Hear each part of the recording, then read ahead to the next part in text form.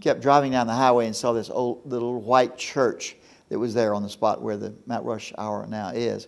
It was called the Greater Come As You Are Missionary Baptist Church. It was totally defunct. It had gotten drowned in one of the floods of 6 or 7 years ago. Allison, I think it was. So it was not functioning as a church, and it was very bad shape. So I bought the property, took the church down, and it was purchased for exactly doing what's there now. The idea of 4 big heads representing 4 statesmen. The real title of it is A Tribute to American Statesmanship. Mount Rush Hour is the obvious nickname for it because 4 big heads where the traffic gets stuck in the mornings going into downtown. The message is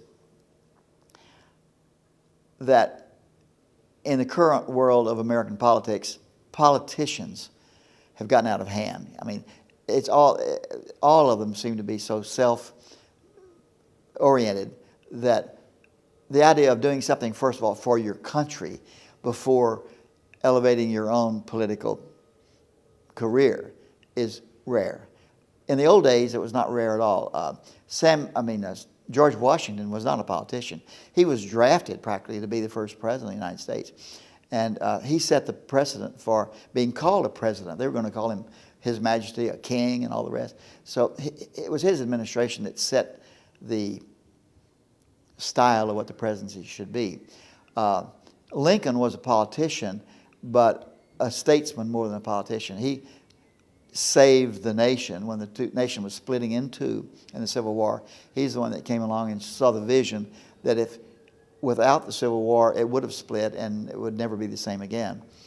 Sam Houston was a soldier, first of all, then later a politician, but most of all a statesman. And I differentiate between a politician and a statesman. A statesman is a person in governance who cares more about his country than his own political career. And a politician is one that deals in governance that is making all the right political moves to stay in power. That's pretty obvious. So this is a tribute to the statesman, not the politician. So that's what that's all about. Stephen F. Austin was basically not a politician, and he wasn't exactly a statesman, but he ended up being one. He is the one that made the colonization of Texas actually happen. And he had big battles with Mexico. He had to swear to be a Mexican national and a Catholic also. All the early Texas colonists had to be Mexican citizens. This was Mexico. And then Sam Houston came along and saw the unrest, and others, he wasn't the only one, but lots of the colonists from Virginia and Tennessee and Georgia and whatnot didn't really want to be Mexican citizens because the Mexican government was so far away. It was in Mexico City, which is a 2-week horseback ride away. So they, being so remote from the central government, decided to make their own government. So that's what the Texas independence was all about, and the Battle of San Jacinto. And that was, of course, Sam Houston that was basically made the hero of the Battle of San Jacinto. So that's the reason I picked those 4 guys. 2 Texans, 2 national heroes. The bodies are lifted onto a flatbed truck, and the heads with that base that's holding them up on the same flatbed truck. Then those are transported down to the site and offloaded with a crane. First, the bases on the ground. The concrete bases are already there first. The first thing we do is take the bases over, the 4 bases, put them where they're supposed to be. That took half a day. Then the rest of the day, we bring the bodies over and put them on top of the bases, and then the heads following to go on each shoulder. Yeah, okay. I mean, nothing is ever smooth, but as good as we could get. These 3 are okay. The 4th one is about 8 inches too low because of the slope. So we got a lot of much more concrete blocks coming. 16 of them, in fact. So we'll raise that up 8 inches, and that's it. But before they come, Tree wants to go ahead and put the bodies up and the heads up, and we'll do that one last. That's Stephen F. Austin. We leave him to the last to adjust his height. So.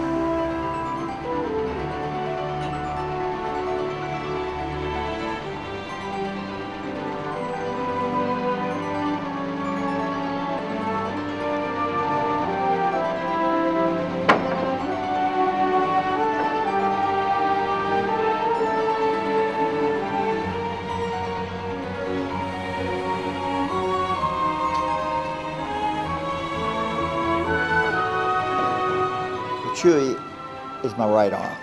He is the foreman, and his crew are all from the same town in Mexico. So some of them are even relatives of him. So he's the foreman that organizes them.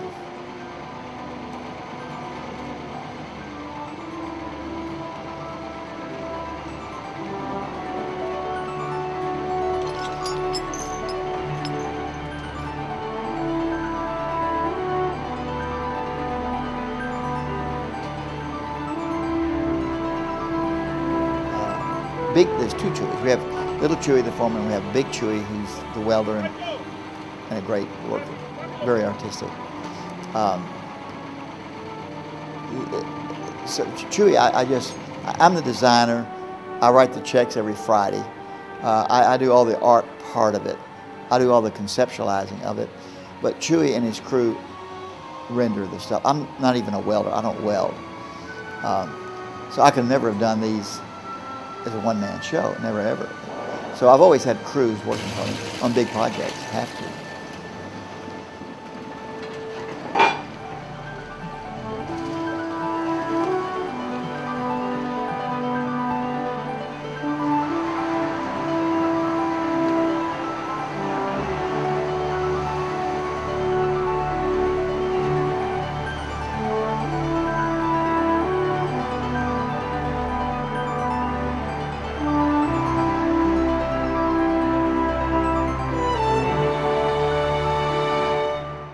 Onward and upward with the arts. That's all I can say.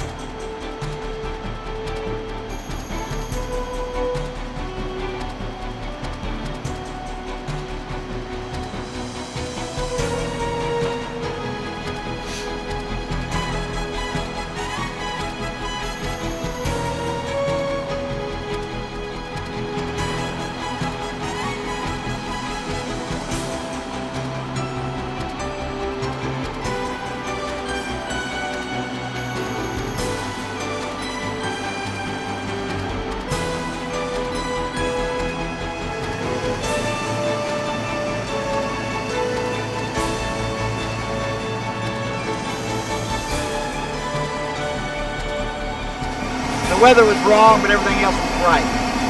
It all happened, in spite of the weather. The impression that people get going through Houston, especially on I-10, which is the major freeway which connects California with Florida, the impression they get of Houston, first of all, is the beautiful skyline, very impressive, one of the most impressive in the country. But that's broken up with billboards and a lot of other junk. And so to have a piece of sculpture or two or three, I'd like to have several, on I-10 to give the impression that there's also art to go along with a beautiful skyline. We're not just a city of billboards and that skyline. That's one of the considerations. Of course, I've been working for years to try to prove that art as an icon for a traveling public gives a new impression to the place where it is. The Sam Houston in Huntsville, I think, has proven that. Because driving through Huntsville is just, you can't tell it from other towns if you don't know it. But with the statue there, that makes Huntsville what it is. It used to be a prison town, now it's a statue town. And that was, that's the concept I've been trying to prove for a long, long time, that art as an icon is important to a locale.